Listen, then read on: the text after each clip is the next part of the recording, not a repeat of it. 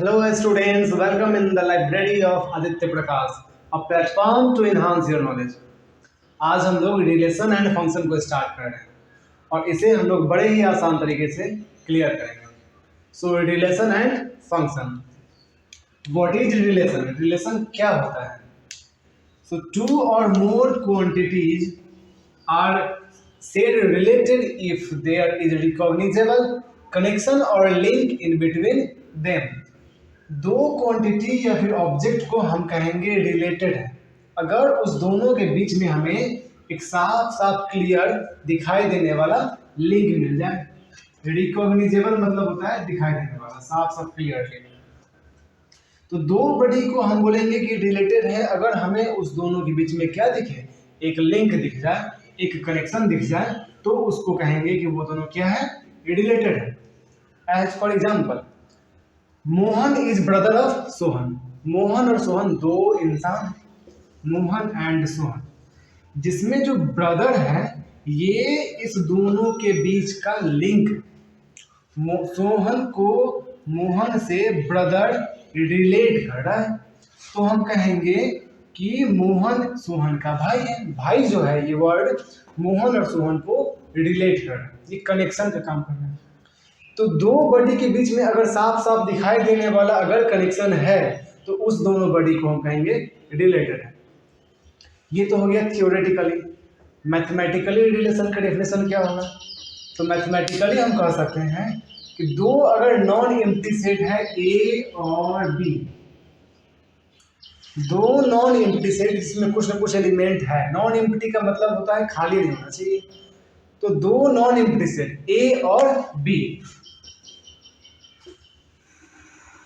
इसमें कुछ एलिमेंट होगा A1, A2, A3, इसमें हो जाएगा B1, B2, B3. तो कहेंगे कि कोई एक रिलेशन R इस प्रकार से है, जैसे मान लेते हैं कि कनेक्शन इस दोनों के बीच का इस प्रकार से, A का A1 का B1 से है, A2 का B3 से है, A3 का B2 से है, कुछ इस प्रकार का कनेक्शन है. तो इसको कार्टेशियन प्रोडक्ट में हम कैसे लिख सकते हैं? इसको हम लोग इस प्रकार से लिख सकते हैं, A1 B1, A2 B3, A3 B1.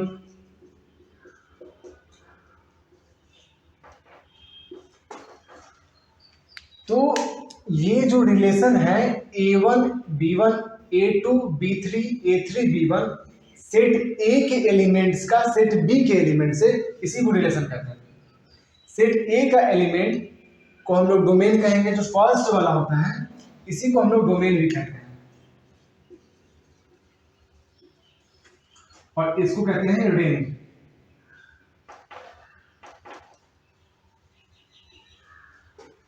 जो इनपुट होता है, जैसे एग्जांपल लेके समझते हैं उसको. कोई एक फंक्शन लेते हैं, अज्यूम करते हैं हम लोग fx is equal to x square. मान लेते हैं एक फंक्शन है हमारा fx is equal to x square. दो चार एलिमेंट्स इसमें लेते हैं 1 2 3. तो जब हम 1 रखेंगे इसमें तो 1 का स्क्वायर कितना हो जाएगा 1. तो 1 पे ये हमारा देगा 1. 2 डालेंगे तो क्या आएगा इसमें, 2 का स्क्वायर यानी कि 4. और जब 3 डालेंगे तो साइमल्टेनियसली 3 का स्क्वायर क्या हो जाएगा 9.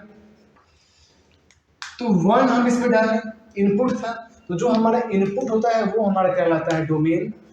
जो एज अ रिजल्ट हमारा बाहर आता है फंक्शन में डालने के बाद, वो हमारा आउटपुट कहलाएगा रेंज.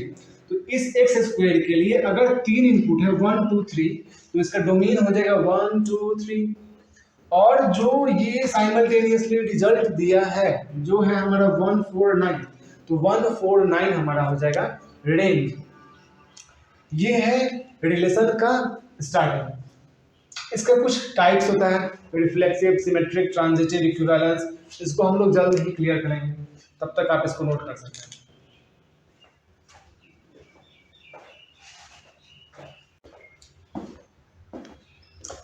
अब हम देखेंगे टाइप्स ऑफ रिलेशन. रिलेशन को हम लोग डिवाइड कर सकते हैं. पहला है रिफ्लेक्सिव, नेक्स्ट हो जाएगा हमारा सिमेट्रिक, और एक और है ट्रांजिटिव।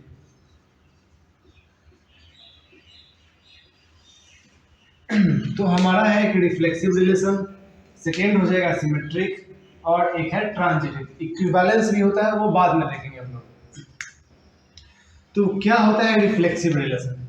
रिफ्लेक्सिव रिलेशन के लिए एक वर्ड काफी है, इटसेल्फ।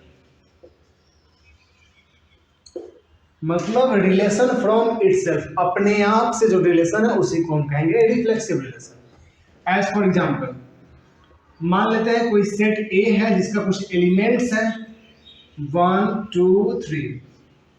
सेट ए में हमारे पास में 3 एलिमेंट्स हैं 1 2 और 3।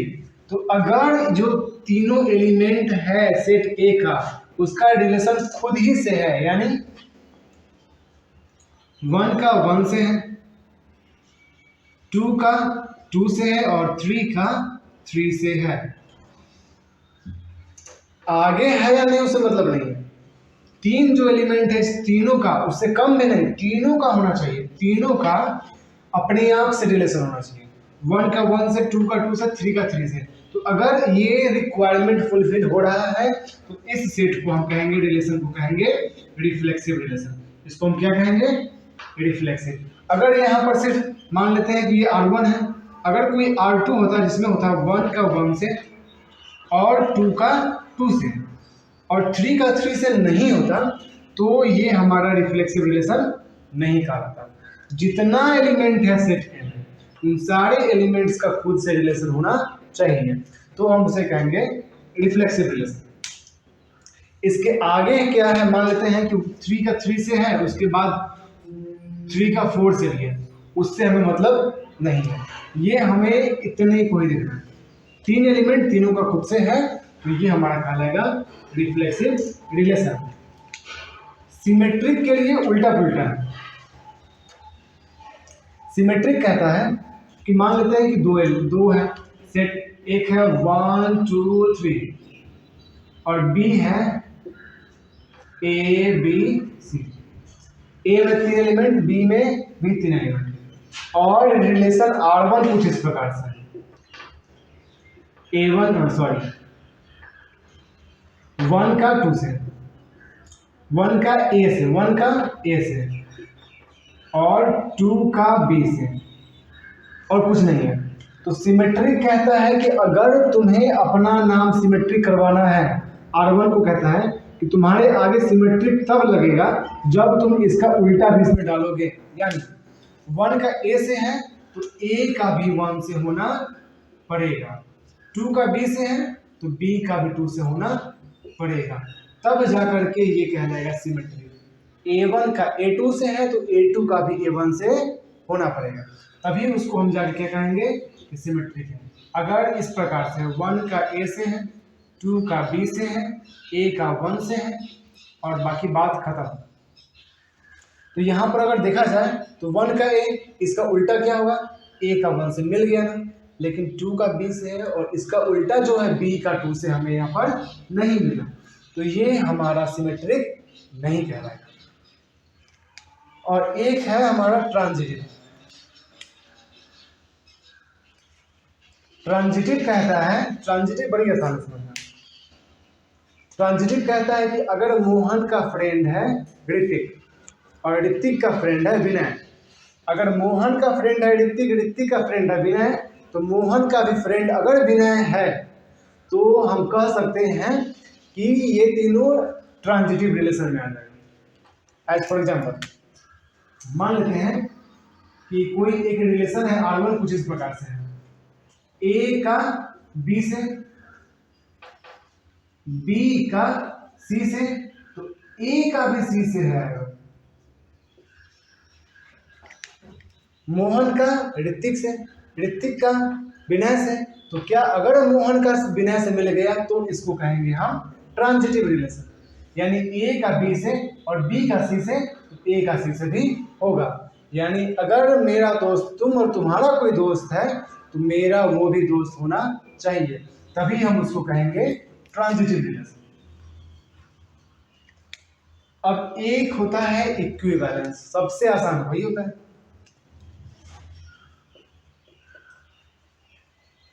इक्विवेलेंस रिलेशन ये कहता है कि मेरा कोई एक्स्ट्रा नया कोई रूल नहीं है, नियम नहीं है।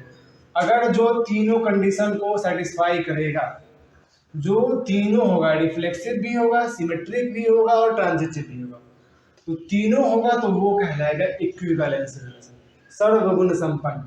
अगर जिसमें तीनों है प्रॉपर्टी तो उसको कहेंगे इक्विवेलेंस रिलेशन।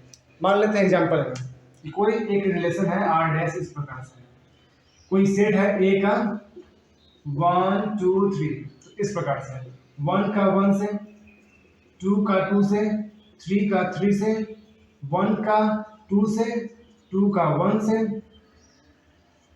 इतना ही रहेगा। तो रिफ्लेक्सिव के लिए क्या कहेंगे कि जो भी एलिमेंट है सबका खुद से होना चाहिए, तो 1 का 1 से मिल गया, 2 का 2 से मिल गया, 3 का 3 से मिल गया, ये तीनों मिल गए यानी रिफ्लेक्सिव टिक।